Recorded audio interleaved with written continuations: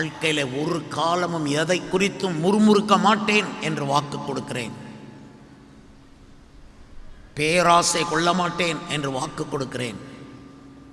பிறர் நன்றாய் இருப்பதை பார்த்து பொறாமைப்பட மாட்டேன் என்று வாக்கு கொடுக்கிறேன். தேவ மனுஷரோடு லாபமோ நஷ்டமோ ஒத்து போவேன் என்று வாக்கு கொடுக்கிறேன். வாக்கு கொடுங்கள். நீங்கள் வாக்கு கொடுத்தீர்களா?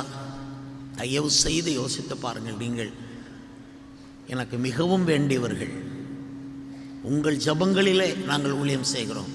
ஆகையால் உங்களுக்கு எது ரொம்ப முக்கியமானதோ அதைத்தான் நான் கண்டுபிடித்து வந்து உங்களுக்கு சொல்லுகிறேன். நீங்கள் இதுவரை எந்த வாக்குத்தத்தமும் கர்த்தருக்கு பண்ணவில்லை என்றால் இந்த உபவாச நாட்களிலே நேரம் எடுத்து ஒரு நோட்டு போடுங்க.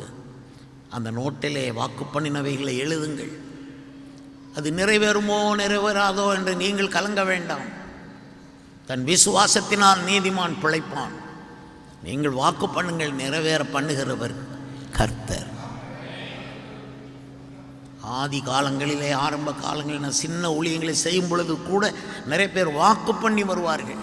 வாக்கு பண்ணி தங்களுடைய இடங்களை அந்த கிரைய பத்திரத்தை கொண்டு வந்து முழங்காலில் நின்று கொடுப்பேன். நான் இது வாக்கு பண்ணிட்டேன் பாஸ்டர், நான் வேண்டாம், நீங்கள் ரொம்ப கஷ்டப்படுற குடும்பம், கொண்டு போங்கன்னு சொன்னாலும் இல்லை பாஸ்டர் வாக்கு பண்ணிட்டோம்.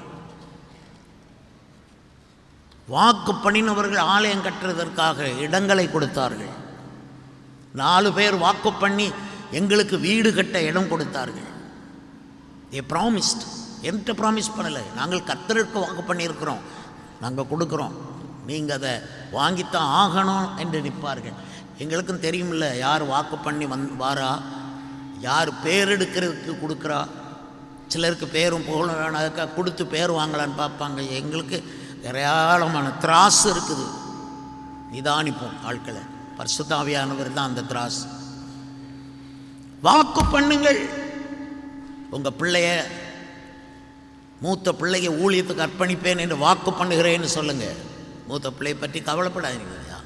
ஏற்ற காலத்தில் கர்த்தர் அழைப்பார். 2வது பிள்ளையை கர்த்தருக்கு ஊழியத்துக்கு ஒப்பு கொடுப்பேன்னு சொல்லுங்கள்.